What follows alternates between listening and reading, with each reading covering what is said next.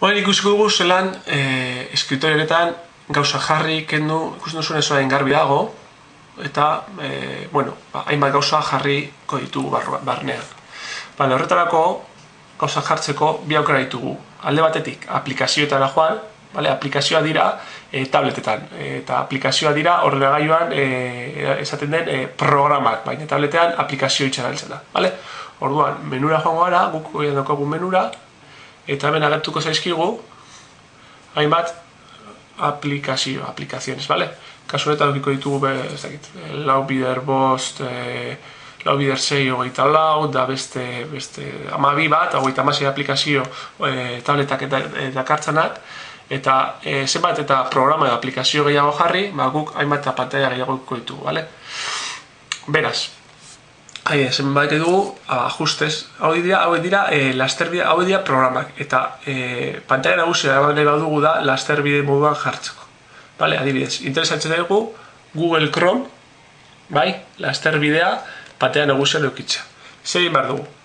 Klikatu, sakatu, eta sakatuta mantendu bat ez badugu, desagertu egingo da pantalla hau, eta agertuko zaigu pantalla nagusia edo eskritorio. Eta bertan, utziko dugu nahi dugu lekuan, egun froga. Adibidez, Google Chrome, sakatu, desagertu zaigu pantalla, eta agertu zaigu pantalla nagusia edo eskritorio. Eskritorio esan dugunez, bat dagoela dirudi, baina badaude beste bi eskertara eta beste bi eskumetara. Orduan, sakartuta mantentzen badugu, bugitu ingo da, eta nahi dugu lekua utziko dugu. Beraz, hemen adibidez nahi badugu, utziko dugu hor sorte, eta bueltatuko da hor. Eta ja, eskritorio badaukagu, Google Chrome. Badago, adibidez, nik uste dut, Chrome baino, nahi hau dala Safari edo beste bat, lasterbidea gozai gustatzen edo soberan daukat. Kentzeko, segin behar du da, klikatu, sakartuta mantendu, eta bi aukera ditut. Edo, beste pantalla batera eraman, beste leku batera utxune badut, edo bira. Edo gora eraman eskero, X horretara, gorria jarriko zaigu, eta gorri dagoenean soltatu eskero, desagertu indu.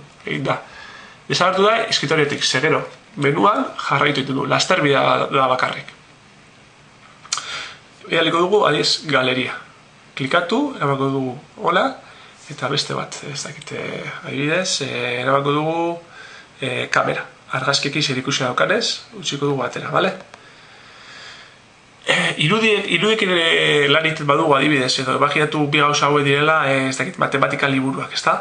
Eta badaukagu eskritorio osoa matematika liburuz beterik, badago aukera karpetak egiteko Windowsen dagoen moduan, Hemen ez da botoia sakatzen eta agertzen da crear karpeta nueva dalakoa, ez. Hemen egin berdera da, edozein aplikazio hartu, klikatu, sakatu, eta hemen badaukagu aukera beste leku batera erabiltzeko, goian eliminatu egiteko, edo beste baten gainean utzatu eskero,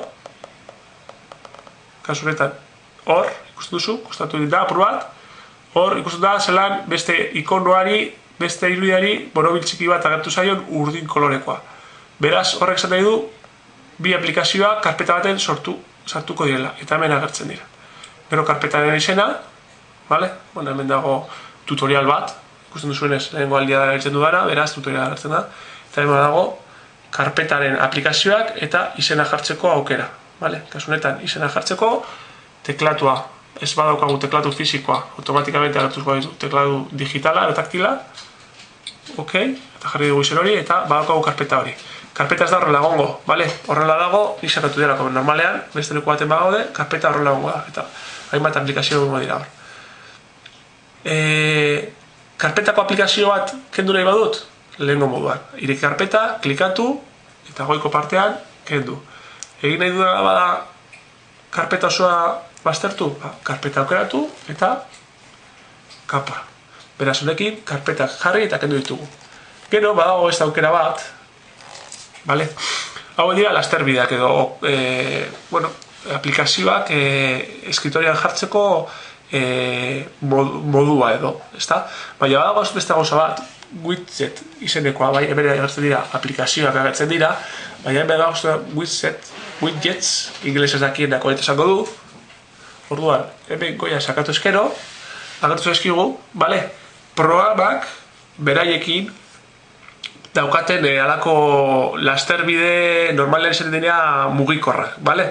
Orduan adibidez hemen jarri daiteke erloju bat edo jarri daiteke ez dakite eguraldia esateko aplikazioa, edo hemen gauza, edo bida, hemen argazkia jartzekoa, edo Gmail, bale? Hemen adibidez Gmail kontua konfiguratuta badaukagu, hau Gmail lehengo moduan klikatu eta jarri zeko gudezu lekutan, eta hemen agertuko zaizkigu, bueno, kasu honetan ez daukagunez Gmail kontua konfiguratuta gaurrera gozako dugunez, vale? Ez izango dugu, baina bueno, ez digusten, vale? Baina bueno, adibidez beste hau Go Weather denboraldiarena, eta esatxe dugu hemen ustean, hemen utziko dugu, eta bueno, agertu zaigu programa konfiguratzeko, ez dugu konfiguratuko orain momentua, baina bueno, hemen agertzen zaigu, bai, konfiguratu eskero, agertuko zaigu eguraldia eta beste hainbat gauza. Beraz, widgets horiek dira, bai, gauza animatuak jartzeko. Erlojua, edo lanerako zenbat denbora daukagun, bai, eta GPS atriatuta badaukagun, kalkulatzen dugu zenbat daukagun etxera, lanera, bale? Eta aplikazioa moduan, zenbat eta guiz gehiago eduki, hainbat eta pantalla gehiago ditu, bale? Askotan, hemen aplikazioen azkeneko pantalla bada alde batera egiten badugu, automatikamente goian widget bihurtzen da, bale? Beraz, hau izango da gurpil baten moduan. Widget dago eta widget guztia pasatu eskero, ja ez dago gehiago. Diskarretan egin eskero, aplikazioak bukatzen dira, widgetak bukatzen dira eta aplikazioetara bueltatuko gara eta beritugu aplikazioak. Hemen badaukagu ikono bat, tienda deitzen dena, eta denda honetan, hau da Play Store, justo behan dagoena, lasterbide daukagu goian, eta hemen daukagu Play Store, hau da programak edo aplikazioak erosteko. Aurrerago azalduko dugu, bai, guk ditugun aplikazioa jaisteko modua zera izango den.